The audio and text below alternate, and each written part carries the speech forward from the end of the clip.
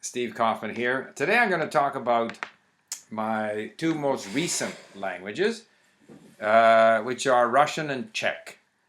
So let's start with Russian. I think probably I started 5 years ago, and if Russian has proven anything to me, it is the fact that learning a language is a long, long road, but an enjoyable road because you never get to the end of it. So, if it ended, I'd be unhappy. So I've been at it a long time. So let's trace, why did I even start with Russian?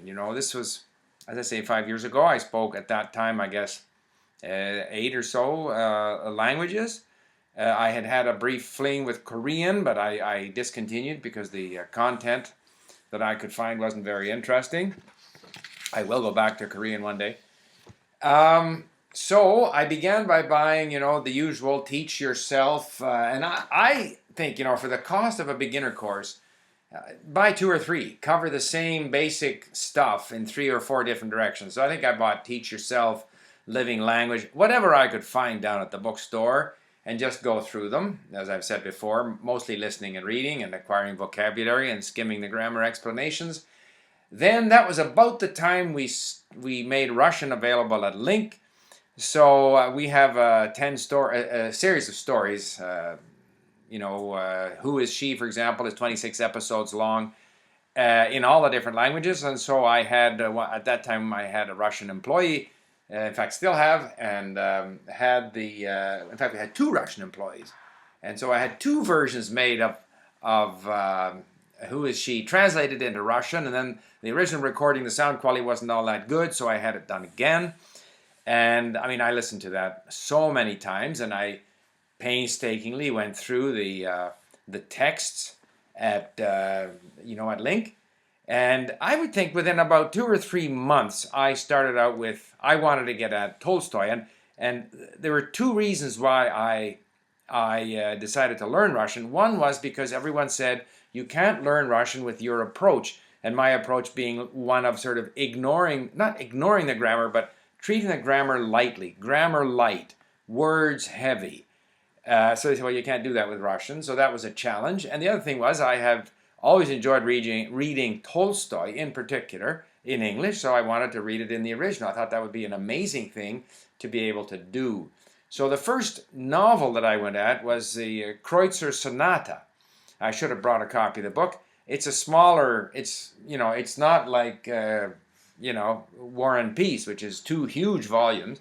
And I was able to find an audiobook for it. And trying to think where I bought that, but I think a major impetus for my Russian was that we had business in Riga, Latvia.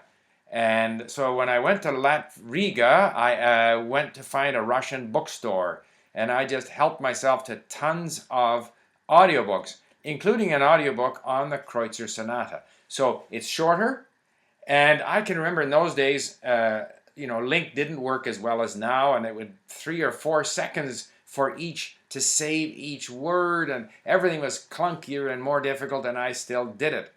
And I found more and more audiobooks, and typically these are all classics. I can remember reading, The Station Master's Daughter by Pushkin. I must have listened to that, 10 times. At that time I was training for a ski race in Sweden called the Vasaloppet, where I would have had to run 90 kilometers. And I trained, I don't know how many hours, but I put in about 400 kilometers of training of cross-country skiing. A lot of that was done listening to Russian. The Station Master's Daughter, I don't know how many times I listened to it. And so, I'm talking about like audiobooks, This was one of my favorites that I did later on was Yama by Kuprin, which is just a phenomenal story. And I listened to on and on, didn't half understand it. My wife would get mad at me. I'm playing golf. I'm listening to Russian, Преступление, наказание, war, at least Crime and Punishment.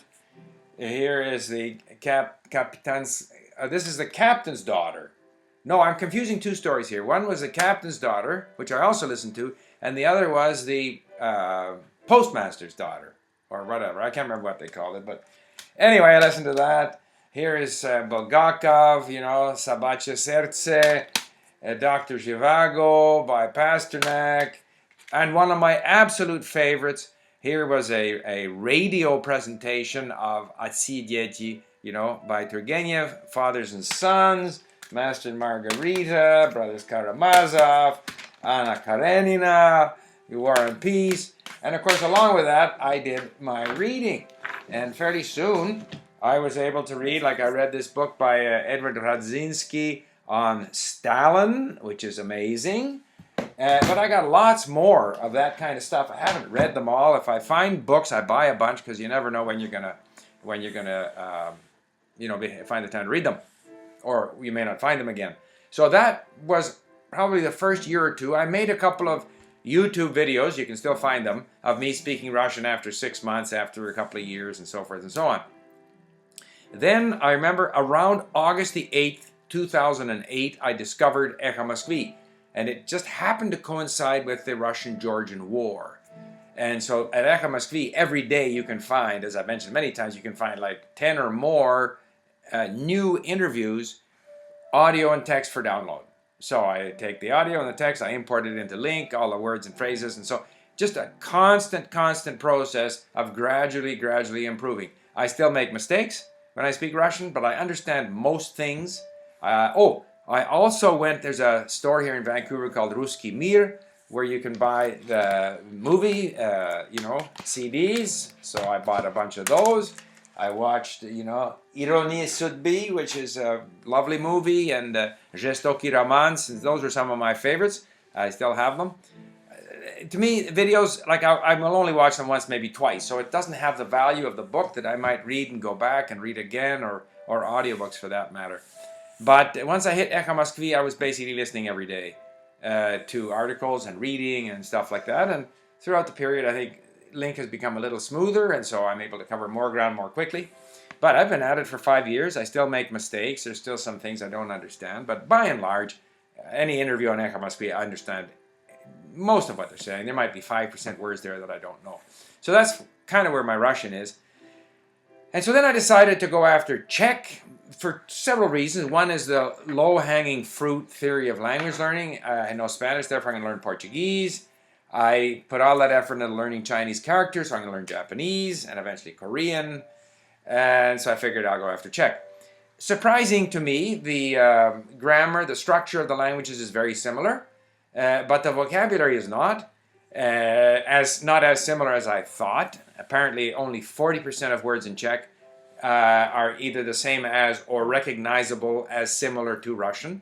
So obviously between even Spanish and Italian, is a much greater similarity. So here again, I started out, I managed to find a Teach Yourself Czech that I bought some years ago. I went through that. We had Yarda and Zdeněk, Zbigněk, a number of our members at Link who created a bunch of beginner content. I went through all of that. At first it's all a blur, and gradually, the language just starts to become clearer and clearer. Then I found Radio Prague, which is a tremendous resource. It is my Ekho Moskvy. It's different in nature, but they have their daily news items with audio and text for download. But they have, and I'm going to put the links up somewhere in my comment section, but they have a tremendous collection of audio material, Karel Čapek. They have a whole history thing, which I'm now going through. I can't remember what it's called, but it's phenomenal. I'll leave the link there. And there you can find the audio and the text of the most recent ones, and it's extremely well done. And the quality of the sound, when you're listening to a foreign language, is very important. And I discovered too that they had an audio, downloadable for free download audiobook of Józef Skvorecký, Babylonski Příběh, Koniec Nilonového věku. Okay, so then I was able to find this book in Victoria. There's a Czech bookstore, so I ordered this online.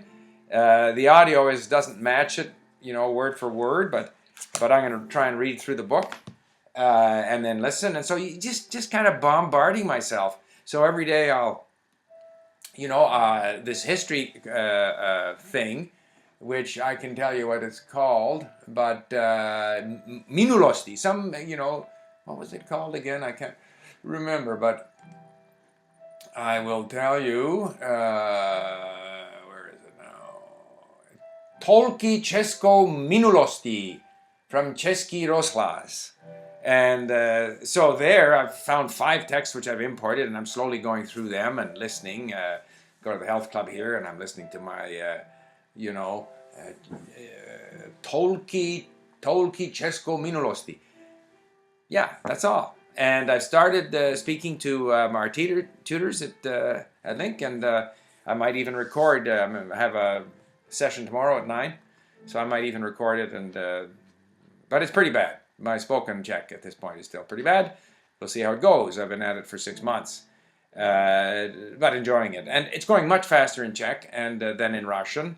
And I think because I have Russian, so the grammar is less of a struggle. It even seems less strange to me. And the second thing is that it's written in a Latin alphabet, so that's more comfortable.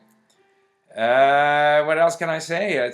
But I know that even in my Russian, and I still listen to Russian. I've downloaded 5 interviews. I like to listen to Viktor Shenderovich, and he's on today. It's Friday, so I got his downloaded.